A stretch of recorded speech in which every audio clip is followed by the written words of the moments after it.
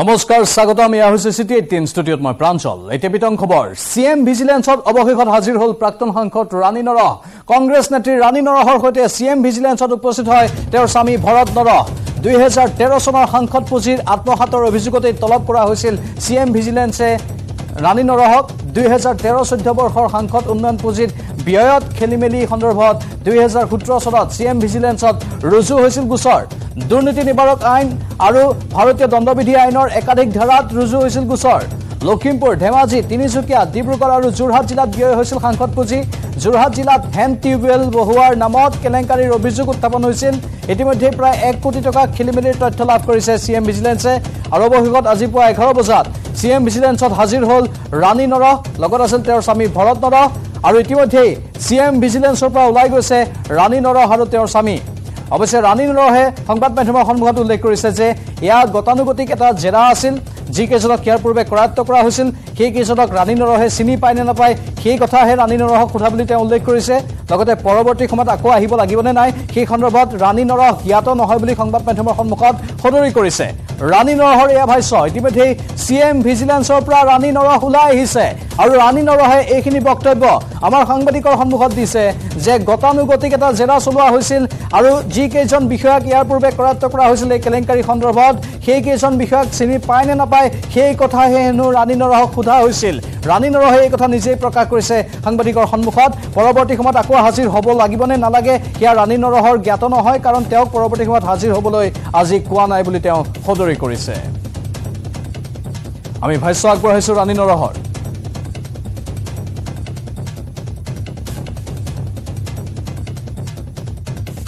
প্ৰথমতে সিএম ভিজিলেন্সে মাতিছে মই সোমাই লওঁ কি মোক খুদে তাৰ পিছত আপোনালোক কথাখিনি ক'লে বেছি ভাল পাব 2013-14 বৰ্ষৰ যি কাৰণতে মাতিছে মোক তেওঁলোকক কথা পতাৰ পিছত মই যদি আপোনালোক লগ পাই কথাখিনি ব্ৰিফিংটো কৰোঁ বেছি ভাল হ'ব 2019 এবাৰ মাতিছিলে তাৰপিছতে কোনোবাই মোক ক'ৰ পৰা খবৰ দিলে নাজানো মনত নাই নালাগে বুলি কৈছিলে আহিবৰ কাৰণে 19 মাতিছিলে নালাগে বুলি কৈছিলে নহয় এইটোতো নৰ্মেল প্ৰচিডিউৰ কাৰোবাৰ এগেইনষ্ট কেছ হৈছে ক'ৰবাত মোক এভিডেন্স বিচাৰি মই উইটনেছ হিচাপে হয়তো মোক কিবা ক'বলগীয়া হ'ব পাৰে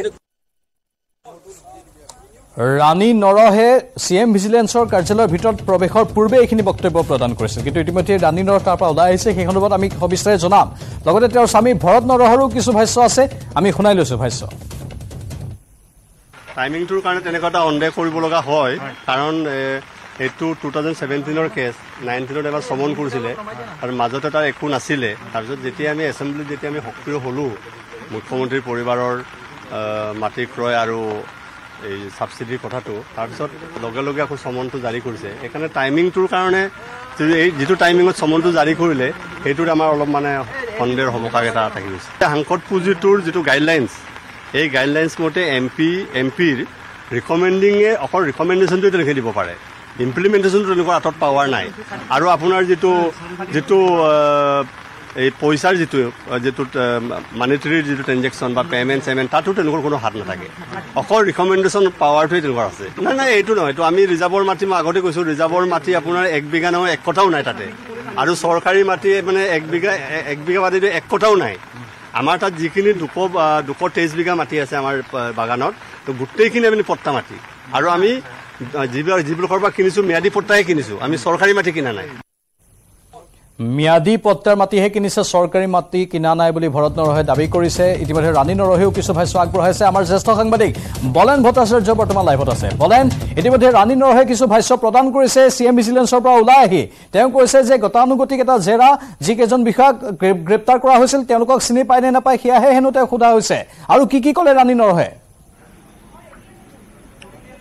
নিশ্চয়কৈ প্ৰাঞ্জল প্ৰায় 6 ঘণ্টা সময় ধৰি মুখ্যমন্ত্ৰী তদাৰকী কক্ষত যি আচলতে জেৰা চলিছিলে ৰাণী নৰহ প্ৰাক্তন সাংসদগৰাকী আৰু সেই জেৰা এই মুহূৰ্তলৈ সমাপ্ত কৰি কিছু সময় পূৰ্বে সংবাদ মাধ্যমৰ সন্মুখত মুখ খুলিছে ৰাণী নৰহে আৰু তেখেতে উল্লেখ কৰিছে যে যি সময়ত আচলতে দুৰ্নীতি কেলেংকাৰীৰ তথ্য প্ৰকাশ পাইছিল আৰু তাৰ ভিত্তিত 2019 চনতে এবাৰ সমন জাৰি কৰা হৈছিল আৰু তাৰ পিছত পুনৰবাৰ সমন জাৰি কৰি আজি আদালতত তেখেতে আজি মুখ্যমন্ত্ৰী তদাৰকী কক্ষত হাজিৰ হ'ল আৰু সেই সময়ছোৱাতে তেখেতে আচলতে যিখিনি তথ্য বিচাৰিছে যি ধৰণে আচলতে তদন্তকাৰী সংস্থাটোৱে তথ্য বিচাৰিছে সেই ধৰণে তথ্য দিবলৈ সক্ষম হোৱা বুলি উল্লেখ কৰিছে অৰ্থাৎ তেখেতৰ উত্তৰলৈ আনকি তদন্তকাৰী সংস্থাটো ছেটিছফাইড বুলি উল্লেখ কৰিছে অৱশ্যে ভৱিষ্যত দিনত আৰু তেখেতক এই গোটেই এই গোচৰটোৰ ক্ষেত্ৰত মতা হ'বনে নাই সেই বিষয়ে কিন্তু কোনো ধৰণৰ প্ৰকাশ কৰা হোৱা নাই আৰু যদি প্ৰয়োজন হয় তেতিয়াহ'লে তেখেতে আহিব বুলি তেখেতে উল্লেখ কৰিছে কিন্তু একেধৰণে আচলতে যিসকল বিষয়া এই গোটেই কাণ্ডত জড়িত আছিলে কাৰণ বুলি উল্লেখ কৰিছে সেইসকলক তেখেতে চিনি নোপোৱাৰ কথাও উল্লেখ কৰিলে সাংসদগৰাকীয়ে লোকলে দেখিবলৈ পোৱা গ'ল যে একে সময়তে প্ৰাক্তন সাংসদগৰাকী উল্লেখ কৰিছে যে এই গোটেই বিষয়টোৰ ক্ষেত্ৰত যদি চোৱা হয় তেতিয়াহ'লে এগৰাকী সাংসদৰ এই ধনৰ পুঁজিৰ ক্ষেত্ৰত ৰিকমেণ্ডেশ্যনহে থাকে অৰ্থাৎ কিদৰে এইসমূহ ধন কাৰ্যকৰী কৰা হয় ক'ত ক'ত ব্যৱহাৰ কৰা হয় সেই বিষয়টোৰ ক্ষেত্ৰত কোনো কাৰণতে জ্ঞাত নাথাকে সাংসদগৰাকী আৰু সেই বিষয়টো তেখেতে প্ৰশ্ন উত্থাপন কৰি যিখিনি প্ৰয়োজনীয় যিখিনি তথ্য সেইখিনি তথ্য মুখ্যমন্ত্ৰী তদাৰকী কক্ষত তেখেতে আগবঢ়াইছে আৰু যিখিনি তথ্য আগবঢ়াইছে বুলি তেখেতে উল্লেখ কৰিছে সেই ধৰণে আচলতে সন্তুষ্ট হোৱা বুলিও কোৱা হৈছে তদন্তকাৰী সংস্থাটো কিন্তু প্ৰশ্ন হৈছে যে ইয়াৰ পিছত পুনৰবাৰ ৰাণী নৰহক মুখ্যমন্ত্ৰী তদাৰকী কক্ষই বিচাৰিব নেকি সেই বিষয়টো এই মুহূৰ্তত প্ৰশ্ন ৰৈ গৈছে কাৰণ একপক্ষীয়ভাৱে এই মুহূৰ্তত মন্তব্য আগবঢ়ালে সাংসদগৰাকীয়ে প্ৰাক্তন সাংসদগৰাকীয়ে সেই মন্তব্য আগবঢ়াইছে কিন্তু তেখেতৰ এই মন্তব্যৰ পিছত পৰৱৰ্তী সময়ছোৱাত CM ভিজিলেন্সে সেইসমূহ উত্তৰ সঁচাকৈ আচলতে গ্ৰহণযোগ্য নে কিয়নো ইয়াৰ পূৰ্বেও দেখিবলৈ পোৱা গৈছে একেটা গোচৰৰ ক্ষেত্ৰত কিন্তু দুগৰাকীও বিষয়াক গ্ৰেপ্তাৰ কৰিবলৈ সক্ষম হৈছিলে আৰু তাৰ পিছৰ সাংসদগৰাকী পুঁজিৰ এই ধনৰ ক্ষেত্ৰত প্ৰাক্তন সাংসদগৰাকীক এই মূৰত সোধপোছ চলালে জেৰা চলালে আৰু তাৰ পিছৰ আচলতে ভৱিষ্যত দিনত মুখ্যমন্ত্ৰী তদাৰকী কক্ষে কি ধৰণৰ ব্যৱস্থা গ্ৰহণ কৰে সেয়াও হৈ পৰিব লক্ষণীয় কৰবাত বলেন সুৰ সলনি হৈছে নেকি এতিয়া ৰাণী নৰহ আৰু ভৰত নৰহৰ কাৰণ কালি তেওঁলোকে সংবাদমেল সম্বোধন কৰি কৈছিল যে তেওঁলোকৰ বিৰুদ্ধে ৰাজনৈতিক ষড়যন্ত্ৰ আৰু যেতিয়াই তেওঁলোকে এই বিষয়টোৰ ক্ষেত্ৰত যেনে ধৰণৰ তেওঁলোকক জেৰা চলাব বুলি হয়তো ভাবিছিল তেনেধৰণে জেৰা নচলোৱাৰ বাবে এতিয়া সুৰ কৰবাত সলনি কৰিছে নেকি ভৰত নৰহ আৰু ৰাণী নৰহে অলপ নমনীয় স্থিতি তেওঁলোকে গ্ৰহণ কৰিছে নেকি চৰকাৰৰ বিৰুদ্ধে স্বাভাৱিকতে সেই দৃশ্য কিন্তু দেখিবলৈ পোৱা গ'ল যেতিয়া তদন্তকাৰী সংস্থাটোৰ ভিতৰ ভাগৰ পৰা যেতিয়া ওলাই আহিল সংবাদ মাধ্যমৰ সন্মুখত মুখ খুলিলে তেতিয়াই বাৰম্বাৰ প্ৰশ্ন কৰা হৈছিলে যে আচলতে ক'ৰবাত নহয় ক'ৰবাত ৰাজনৈতিকভাৱে আচলতে তেখেতসকলৰ শেহতীয়া ৰাজনৈতিক ঘটনা পৰিঘটনা সন্দৰ্ভত এই ধৰণৰ এটা ঘটনা হৈছে নেকি বা আচলতে পুনৰবাৰ তদন্তত বিচৰা হৈছে নেকি এই বিষয়টো তেখেতক প্ৰশ্ন কৰা হৈছিলে কিন্তু দেখিবলৈ পোৱা গৈছিলে যে স্বাভাৱিকভাৱে এটা নৰম সুৰত তেখেতে সেই মন্তব্য আগবঢ়াইছিলে আৰু কোৱা হৈছিলে যে তেনেকুৱা ধৰণৰ কিছু ইংগিত থাকিব পাৰে বুলিহে উল্লেখ কৰা হৈছিলে অৰ্থাৎ এটা দিন পূৰ্বে গোটেই বিষয়টোৰ ক্ষেত্ৰত কোৱা হৈছিলে যে এক ৰাজনৈতিক প্ৰণোদিতভাৱে উদ্দেশ্য প্ৰণোদিতভাৱে এই ধৰণৰ ঘটনা কৰা বুলি তেখেতসকলে অভিযোগ উত্থাপন কৰাইছিলে কিন্তু আজিৰ দিনটোত দেখিবলৈ পোৱা গ'ল যে হ'ব পাৰে নেকি সেই বিষয়টো তেখেতসকলে অৱকাশ ৰাখিছে গতিকে স্বাভাৱিকতে দেখিবলৈ পোৱা গ'ল যে আচলতে যেতিয়াই তদন্তকাৰী সংস্থাৰ সন্মুখত হয়তো মুখ খোলাৰ যি ধৰণে তেখেতসকলে মন্তব্য আগবঢ়াইছে হয়তো ক'ৰবাত নহয় ক'ৰবাত হয়তো সেই কেলেংকাৰী দুৰ্নীতিৰ তথ্যসমূহ হয়তো আচলতে প্ৰশ্ন উত্তৰ দিবলৈ ক'ৰবাত নহয় ক'ৰবাত হয়তো হল ঠেকত পৰিলে সাংসদগৰাকী আৰু যাৰ কাৰণে হয়তো এই ধৰণৰ স্থিতি গ্ৰহণ কৰিব লগা হৈছে নেকি সেয়া হয়তো পৰৱৰ্তী সময়ছোৱাত CM ভিজিলেন্সে পুনৰবাৰ যদি আচলতে তলব কৰে সেয়া হয়তো স্পষ্ট হৈ ৰ'ব তেতিয়া ধন্যবাদ বলেন ভট্টাচাৰ্য এইখিনি তথ্যৰ বাবে ইতিমধ্যে আমি এই সমগ্ৰ ঘটনা সন্দৰ্ভত শেহতীয়া আপডেট দৰ্শকসকলৰ বাবে আগবঢ়ালো ৰাণী নৰহ আৰু ভৰত নৰহ বৰ্তমান CM ভিজিলেন্সৰ পৰা ওলাই গৈছে আৰু কিছু নৰম স্থিতি এইবাৰ আজি CM ভিজিলেন্সত হাজিৰ হোৱাৰ পাছত তেওঁলোকৰ মুখত দেখিবলৈ পোৱা গৈছে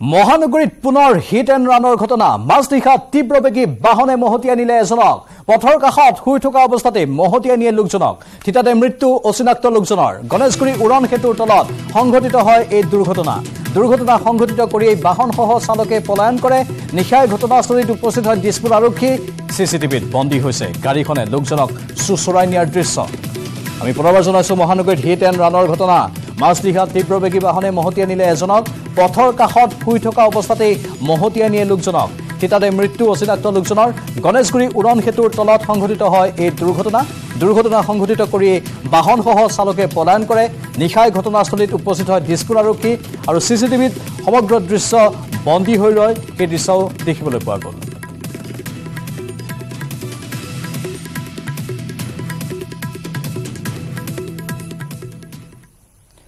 ভাৰত কানাডাৰ কূটনৈতিক যুঁজৰ চূড়ান্ত ৰূপ ভাৰত বিদেশী কাম কাজত লিপ্ত থকাৰ অভিযোগ তুলি ভাৰতে বহিষ্কাৰ কৰিলে কানাডাৰ জ্যেষ্ঠ কূটনৈতিক বিষয়াক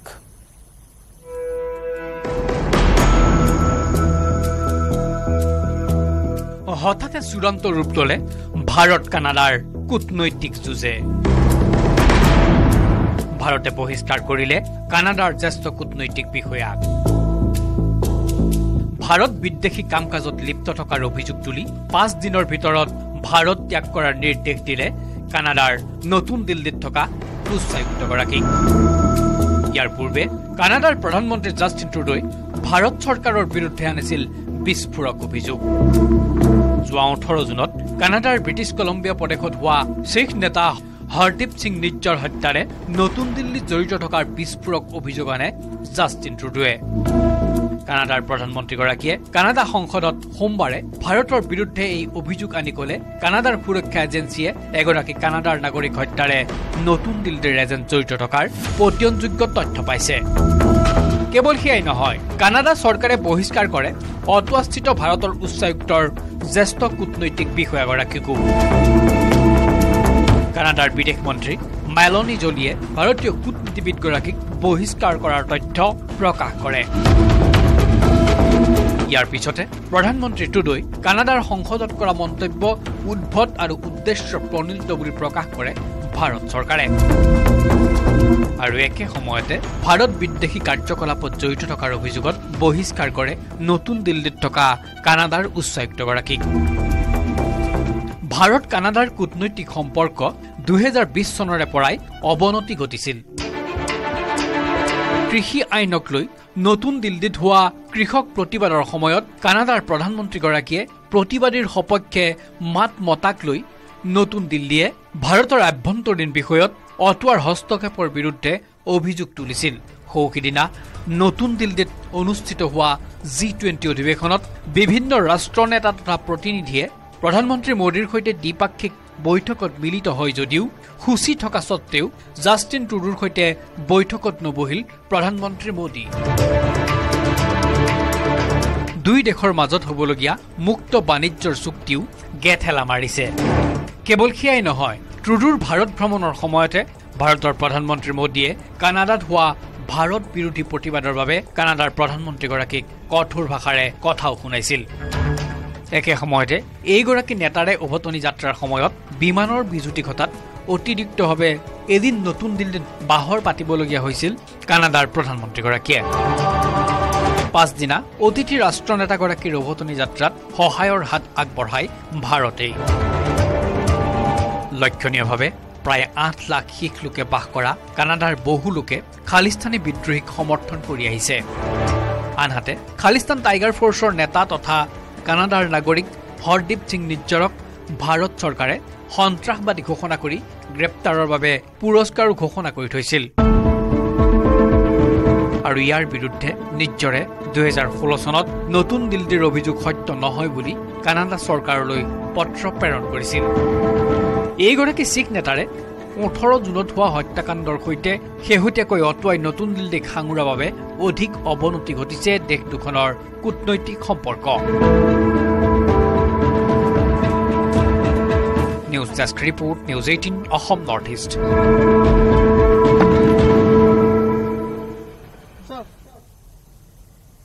আজি দেশৰ মহিলাৰ বাবে ঐতিহাসিক দিন নতুন সংসদ ভৱনত উত্থাপন নাৰী শক্তি বন্ধন অধিনিয়ম SC/ST সংৰক্ষণৰ 1/3 মহিলাৰ বাবে সংৰক্ষণ লোকসভা আৰু বিধানসভাৰ বাবে 1/3 মহিলাৰ বাবে সংৰক্ষণ হ'ব আইনমন্ত্ৰী অৰ্জুন ৰাম মেঘৱালে উত্থাপন কৰে বিধেয়ক 1996 চনত HT দেৱগৌড়া প্ৰধানমন্ত্ৰী হৈ থাকোঁতে উত্থাপন হৈছিল এই বিধেয়ক দ্বিতীয়বাৰ উত্থাপন হৈছিল 1998 চনৰ অটল বিহাৰী বাজপেয়ী প্ৰধানমন্ত্ৰী হৈ থকা কালত তাৰ পিছত ডিচেম্বৰৰ 1999 চনত পুনৰ অটল বিহাৰী বাজপেয়ী প্ৰধানমন্ত্ৰী হৈ থকা কালত উত্থাপন হৈছিল 2008 চনৰ মে'ত মনমোহন সিং প্ৰধানমন্ত্ৰী হৈ থাকোঁতে ৰাজ্যসভাত উত্থাপন হৈছিল এই বিধেয়কখন তাৰ পিছত বিভাগীয় স্থায়ী কমিটিলৈ প্ৰেৰণ কৰা হৈছিল বিধেয়কখন 2010 চনৰ মাৰ্চ মাহত ৰাজ্যসভাত গৃহীত হয় বিধেয়কখন লোকসভাত গৃহীত নোহোৱাৰ বাবে চতুৰ্দশ লোকসভা ভংগ হোৱাৰ লগে লগে ৰাজ্যসভাতো গৃহীত হোৱা বিধেয়কখনৰ ম্যাদ উকলি গ'ল কংগ্ৰেছে জানি শুনিয়ে বিধেয়কখন গৃহীত নকৰাৰ কংগ্ৰেছৰ বিৰুদ্ধে অভিযোগ অৰ্জুন ৰাম মেঘৱালৰ অৱশ্যে আগন্তুক লোকসভা নিৰ্বাচনত প্ৰযোজ্য নহ'ব এই বিধেয়কখন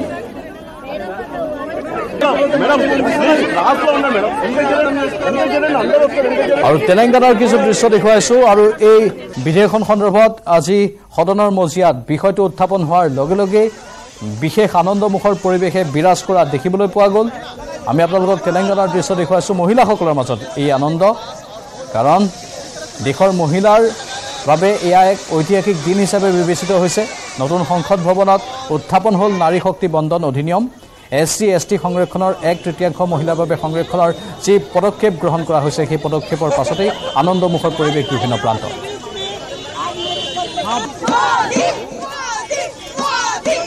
जो है भारत वर्ष के वासी में है जी, मन में है जी। বিভিন্ন যে মনৰ আনন্দ প্ৰকাশ কৰিছে, বিশেষকৈ মহিলাসকলে নাৰী শক্তিৰ এই বন্ধন আৰু নাৰী শক্তিৰ বাবে এয়া এক যুগান্তকাৰী পদক্ষেপ বুলি কোৱা হৈছে। মহিলাৰ ক্ষেত্ৰত, মহিলাৰ বাবে আসন সংৰক্ষণৰ ক্ষেত্ৰত এয়া এক ঐতিহাসিক সিদ্ধান্ত বুলি কোৱা হৈছে।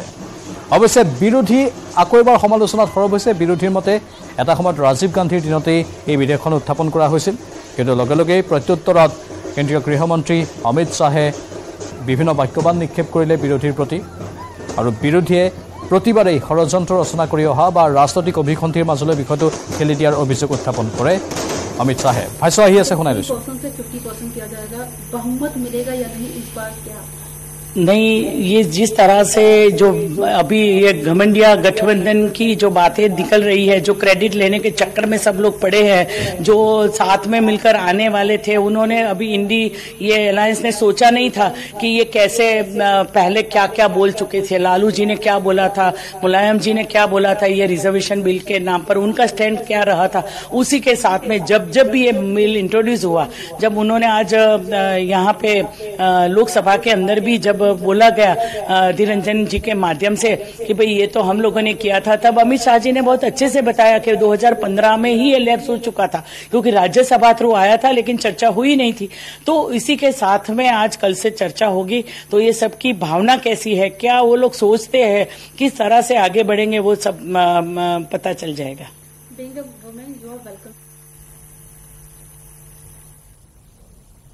আৰু প্ৰতিক্ৰিয়াবোৰ আমি শুনাই আছোঁ আপোনালোকক। Amendment Bill 2023. It's a very important amendment. It's a very important bill. Adhir Ranjan जी सुनिए थोड़ा। आर्टिकल 239AA हम इसमें इंसर्ट कर रहे हैं, जिसके माध्यम से 33% महिलाओं को रिजर्वेशन मिलेगा। किसमें? The national capital territory of Delhi.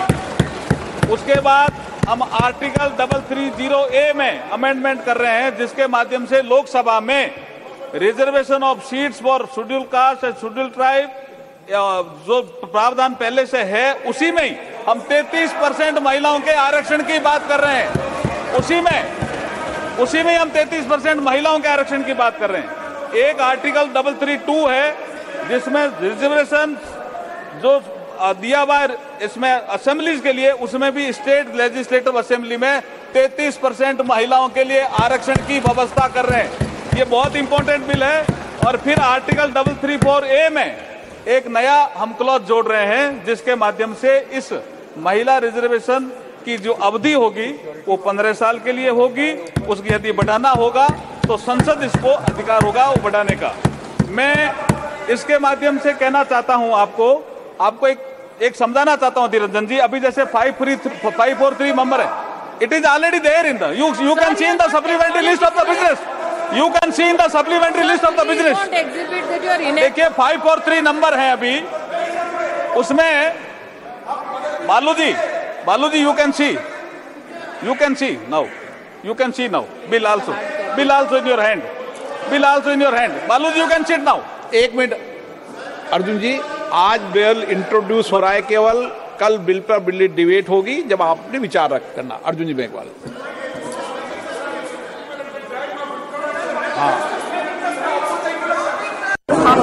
And to get reservation career cycle is a wonderful idea, and it's all because of our Honorable Prime Minister Shri Narendra Modi and his government and his thoughtfulness towards the upliftment of women.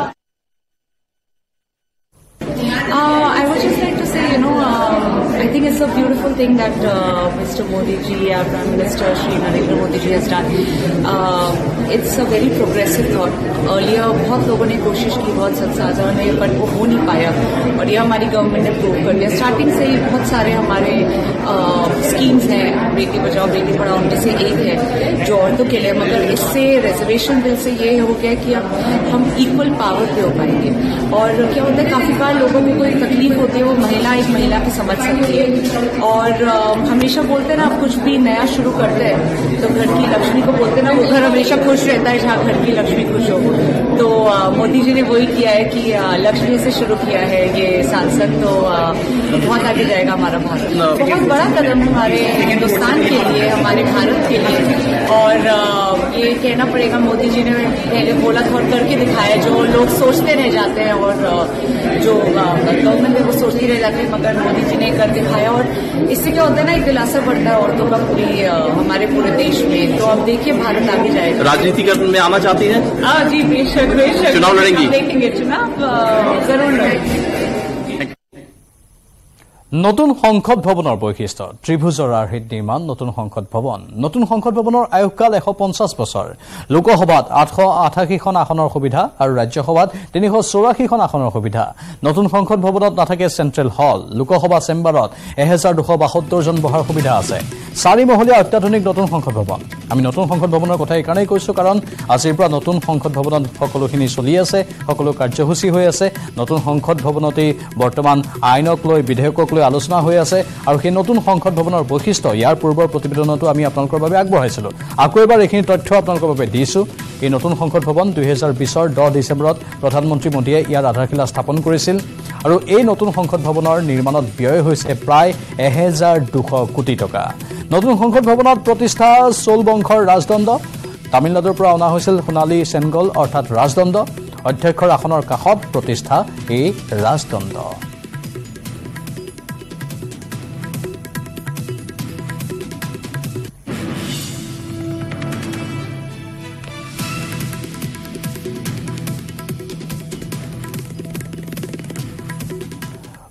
পৰৱৰ্তী বাতৰি মৰিগাঁৱত জঘন্য ঘটনা সংঘটিত হৈছে. এগৰাকী মহিলাক ধৰ্ষণ কৰি হত্যাৰ সন্দেহ কৰা হৈছে. এমহীয়া সন্তানৰ সন্মুখতে মাতৃক ধৰ্ষণ কৰি হত্যা. মৰিগাঁৱৰ পছতীয়া অঞ্চলত উদ্ধাৰ হৈছে মহিলাগৰাকীৰ মৃতদেহ. মহিলাগৰাকীক ডিঙি চেপি হত্যা কৰাৰ সন্দেহ কৰা হৈছে. মৃত মহিলাগৰাকীৰ নাম নিকিতা দেৱী. কৰ্মসূত্ৰে স্বামী দোকানত উপস্থিত থকাৰ সময়তে এই ঘটনাটো সংঘটিত হয়. ঘটনাস্থলীত আৰক্ষী উপস্থিত হৈ আৰম্ভ কৰিছে তদন্ত. মৰিগাঁৱৰ জঘন্য ঘটনাৰ খবৰ আমি আপোনাক জনাইছো. এগৰাকী মহিলাক ধৰ্ষণ কৰি হত্যাৰ সন্দেহ কৰা হৈছে. এমহীয়া সন্তানৰ সন্মুখতে মাতৃক ধৰ্ষণ কৰি হত্যা. মৰিগাঁৱৰ পছতীয়া অঞ্চলত উদ্ধাৰ মহিলাগৰাকীৰ মৃতদেহ. মহিলাগৰাকীক ডিঙি চেপি হত্যা কৰাৰ সন্দেহ কৰা হৈছে. মৃত মহিলাগৰাকীৰ নাম নিকিতা দেৱী. কৰ্মসূত্ৰে স্বামী দোকানত উপস্থিত থকাৰ সময়তে এই অঘটনটো সংঘটিত হয়. ঘটনাস্থলীত আৰক্ষী উপস্থিত হৈ তদন্ত আৰম্ভ কৰিছে. এতিয়া আমি কৈ দিব নোৱাৰিম, কিন্তু আমি যেতিয়া দেখা পাইছোঁ যে যেনেকৈ মৃত্যু হৈছে, যে মৃত্যু হ'ল ডিঙিত মানে কাপোৰেৰে মানে বন্ধা আছে. কোনোবা যেন ডিঙিত চেপি পেলাই হত্যা কৰিছে, তেনেকুৱা ধৰণৰ সন্দেহ হৈছে. কিন্তু আমি পষ্টমৰ্টেম ৰিপৰ্ট আহিলে গম পাম. আৰু তথ্যবোৰ আমি বিভিন্ন চ'ৰ্চ লগাইছোঁ. চ' ইয়াৰ একচুৱেলি ৰহস্যটো উদ্ঘাটন কৰিব লাগিব. স্বামী নাছিল নেকি? মানে স্বামী ওচৰতে বালাজী যিটো গোডাউন আছে তাত তেওঁ চকীদাৰ হিচাপে কাম কৰে. সন্ধিয়া 7:30 পৰা নাথাকে বুলি কৈছে. গতিকে কালি আছিল নে নাছিল, কোনো সময়ত আছিল, কি আছিল, সেইখিনি আমি তদন্ত কৰি আছোঁ. ফুটেজবিলাক আমি চাই আছোঁ আৰু গম পাই যাম তাৰপিছত. এবাৰ দক্ষিণ কামৰূপৰ বিজয়নগৰত আয়কৰ বিভাগৰ অভিযানৰ খবৰ. কুখ্যাত ভূমাফিয়া পুতু জৈনৰ প্ৰতিষ্ঠানত অভিযান. পুতুৰ বাসগৃহ কাৰ্যালয়ত অভিযান আয়কৰ বিভাগৰ. পুতুৰ চিকিৎসা প্ৰতিষ্ঠান হাৰ্ডৱেৰ বিপণীতো অভিযান. ভূমাফিয়া পুতুৰ বিৰুদ্ধে আছে বিভিন্ন অভিযোগ. দক্ষিণ কামৰূপৰ বিজয়নগৰত আয়কৰ বিভাগৰ অভিযানৰ খবৰ. কুখ্যাত ভূমাফিয়া পুতু জৈনৰ প্ৰতিষ্ঠানত এই অভিযান. পুতুৰ বাসগৃহ কাৰ্যালয়ত অভিযান আয়কৰ বিভাগৰ. পুতুৰ চিকিৎসা প্ৰতিষ্ঠান হাৰ্ডৱেৰ বিপণীতো অভিযান চলোৱা হয়. ভূমাফিয়া পুতুৰ বিৰুদ্ধে আছে বিভিন্ন অভিযোগ.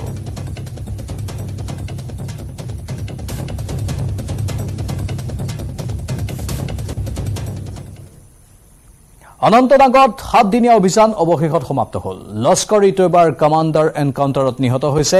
নিহত 28 বছৰীয়া উজিৰ খান. সংঘৰ্ষস্থলীৰ পৰা মৃতদেহ আৰু অস্ত্ৰ শস্ত্ৰ উদ্ধাৰ কৰা হৈছে. 2022 চনৰ 26 জুলাইৰ পৰা সন্ধানহীন হৈ আছিল এইগৰাকী উজিৰ খান.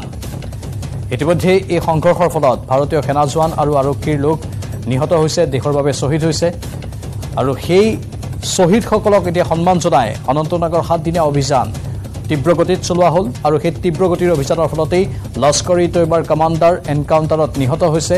নিহত 28 বছৰীয়া উজেৰ খান। সংঘৰ্ষস্থলীৰ পৰা মৃতদেহ আৰু অস্ত্ৰ শস্ত্ৰ উদ্ধাৰ কৰা হৈছে। 2022 26 জুলাইৰ পৰা সন্ধানহীন হৈ আছিল এইগৰাকী উজেৰ খান। एक डेड बॉडी मिलिटेंट का और दिख रहा है, अभी रिट्रीव नहीं हो पाया है। सर्च ऑपरेशन जारी रहेगा। अभी हम लोग काफी एरिया को सर्च करना बाकी है। बहुत सारे ब्लाइंड सेल होगा, उसका भी हम लोग रिकॉर्ड करके उसको डिस्ट्रैक्ट करेंगे और आवाम से अभी अपील करते हैं कि स्पॉट पर कोई नहीं जाए, क्योंकि बहुत सारे ब्लाइंड से ग्रेनेड की संभावना है वहाँ पर है। सर कितने टेररिस्ट टोटल कितने टेररिस्ट वहाँ पे थे? टोटल हम लोग के 203 का खबर था।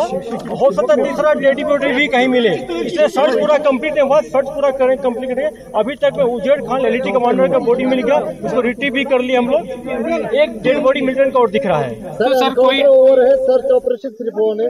सर्च ऑपरेशन अभी जारी रहेगा, क्योंकि अब बहुत सारे एरिया खाली है, ब्लाइंड सेल है, उसको इकट्ठा करके डिस्ट्रैक्ट करना पड़ेगा। और तीसरा डेड बॉडी मिलिटेंट का भी नहीं मिला है, उसको भी हम खोज रहे हैं। डेड बॉडी 2 मिलियन मिलिटेंट की है सर। जैसा कि हम सब जानते हैं, हमारे 3 ऑफिसर कलीग शहीद हुए, एक जवान भी शहीद हुए हैं। বৰপেটাত গুজৰাটৰ কংগ্ৰেছ বিধায়ক জিগ্নেশ মেৱানী। বৰপেটাৰ CJM আদালতত হাজিৰ মেৱানী। বৰপেটা ৰোড থানাত ৰুজু গোচৰত হাজিৰ হৈছে মেৱানী। মহিলা আৰক্ষীক মাৰধৰৰ অভিযোগতে ৰুজু হৈছিল গোচৰ। ইয়াৰ পূৰ্বে 17 জুলাই আৰু 25 আগষ্টত বৰপেটাৰ মুখ্য ন্যায়িক দণ্ডাধীশৰ আদালতত হাজিৰ হৈছিল এইগৰাকী জিগ্নেশ মেৱানী। অক্টোবৰত পুনৰ শুনানিৰ দিন ধাৰ্য কৰিছে আদালতে। পুনৰ জনাইছো, বৰপেটাত গুজৰাটৰ কংগ্ৰেছ বিধায়ক জিগ্নেশ মেৱানী উপস্থিত হৈছে। বৰপেটাৰ CJM আদালতত হাজিৰ জিগ্নেশ মেৱানী। বৰপেটা ৰোড থানাত ৰুজু গোচৰত হাজিৰ হৈছে মেৱানী। মহিলা আৰক্ষীক মাৰধৰৰ অভিযোগতে ৰুজু হৈছিল গোচৰ। ইয়াৰ পূৰ্বে 17 জুলাই আৰু 25 আগষ্টত বৰপেটাৰ মুখ্য ন্যায়িক দণ্ডাধীশৰ আদালতত হাজিৰ হৈছিল জিগ্নেশ মেৱানী। डिस्चार्ज का एप्लीकेशन था कोर्ट में और 2 सेक्शंस IPC 294 और 354 और 353 ये 2 सेक्शन निकाल दिया है और दूसरी 2 सेक्शंस 354 के तहत केस चलेगा और नेक्स्ट डेट अगले महीने को रखा है, तो मैं वहाँ आऊँगा और जो भी मैं हर बार कहता हूँ कि जो भी प्रोसीजर है उसमें से मैं गुजरूँगा। न्यायतंत्र का सम्मान करता हूँ, कोर्ट का रिस्पेक्ट करता हूँ और जो भी प्रोसीजर है वो झेलना पड़ेगा, फेस करना पड़ेगा, सो फेस करूँगा। मैं इंडिया की बैठक में नहीं गया हूँ लेकिन जो भी होगा अच्छा होगा। इंडिया का जो कोलिशन बना है it will do very good और मुझे उम्मीद है कि अच्छा होगा। असम में भी अच्छा होगा, गुजरात में भी अच्छा होगा, देश में भी अच्छा होगा। बीजेपी को मैं ये सवाल पूछना चाहता हूँ कि मणिपुर में जब महिलाओं को निर्वस्त्र करके रोड पे उतारा तब बीजेपी वाले कहाँ थे? तब मोदी जी कहाँ थे? इसी मध्य प्रदेश में भाजपा की सरकार है, बहुत आदिवासी दलित बहनों के ऊपर बलात्कार होते हैं, तब बीजेपी क्यों खामोश रहती है? तब बोलना चाहिए ना। भारत हो और पूरी दुनिया का कोई भी देश हो, सभी जगह पर बहनों का, महिलाओं का, नारियों का सम्मान होना चाहिए। ये मानवता की बात। यही गुजरात का कल्चर है, यही आसाम का कल्चर है, यही भारत का कल्चर है, यही दुनिया का कल्चर होना चाहिए। এবাৰ নগাঁৱত চাঞ্চল্যকৰ দিন ডকাইতিৰ খবৰ। নগাঁৱৰ ICICI বেংকৰ সন্মুখত ডকাইতি। মাৰণাস্ত্ৰ দেখুৱাই দুৰ্বৃত্তই লুটি নিলে 15 লাখ টকা। মুস্তাফা ৰহমান নামৰ এজন লোকৰ পৰা লুটিলে ধনৰাশি। মুস্তাফাৰ গাড়ীৰ আইনা ভাঙি লৈ যায় ধনৰাশি। হৈবৰগাঁও আৰক্ষী চকীৰ সন্মুখতে এই ডকাইতি সংঘটিত হয়। শ্ৰমিকৰ দৰমহাৰ বাবে বেংকৰ পৰা উলিয়াইছিল এই ধনখিনি। ডকাইতি কৰি হোজাই অভিমুখে পলায়ন ডকাইত দুটাৰ। নগাঁৱৰ খবৰ, চাঞ্চল্যকৰ দিন ডকাইতিৰ খবৰ। নগাঁৱৰ ICICI বেংকৰ সন্মুখতে এই দিন ডকাইতি সংঘটিত হয়। মাৰণাস্ত্ৰ দেখুৱাই দুৰ্বৃত্তই লুটি নিলে 15 লাখ টকা।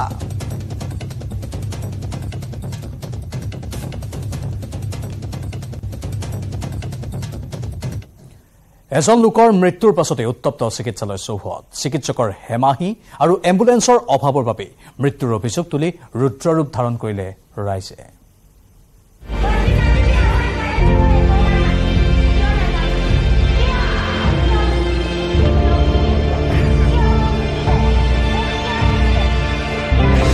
ৰণক্ষেত্ৰত পৰিণত চিকিৎসালয়।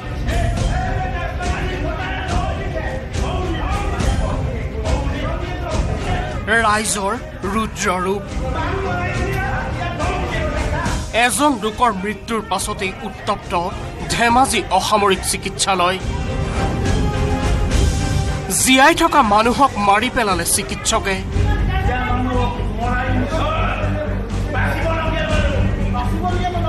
এই অভিযোগ ৰাইজৰ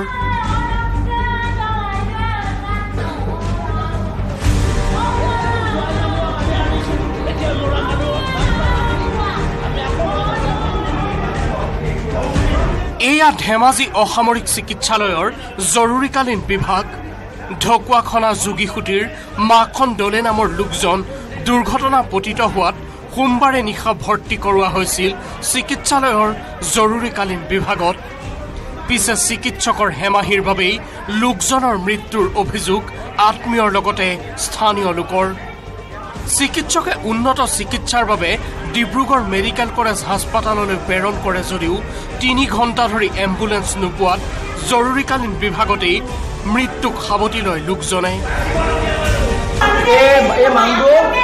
মানুহ বাচিবলগীয়া কিন্তু মানুহৰ জীৱ হত্যা কৰে মানে ডক্টৰ কেইজনে গাফিলতিৰ কাৰণে ৰেখে ঢুকাইছে দেখিছিল ইফালে জৰুৰীকালীন বিভাগৰ চিকিৎসকক লৈ উত্থাপিত অভিযোগ নচ্চাত কৰিছে দায়িত্ববাহী চিকিৎসকজনে সময়মতে এম্বুলেন্স উপস্থিত নোহোৱাৰ বাবেই লোকজনৰ মৃত্যু হোৱা বুলি আওপকীয়াকৈ যেন স্বীকাৰ কৰিলে চিকিৎসকে লগে লগে মই ৰেফাৰ কৰি দিছোঁ কিন্তু 108 আহি পোৱা নাই অকণমান দেৰি হৈছে মই সেইটো ঠিক এখন জিলা অসামৰিক চিকিৎসালয়ত এম্বুলেন্সৰ অভাৱ আৰু চিকিৎসকৰ বিৰুদ্ধে উত্থাপিত এই অভিযোগ কিদৰে খণ্ডন কৰিব স্বাস্থ্য বিভাগে সংকটজনক এজন ৰোগীয়ে এম্বুলেন্সৰ অভাৱৰ বাবে প্ৰাণ হেৰুৱাব লগা হোৱা বিষয়টোকো সহজভাৱে ল'ব পৰা নাই ধেমাজিবাসীয়ে ধেমাজিৰ পৰা Mon Bikash Borgohain news 18 Assam north east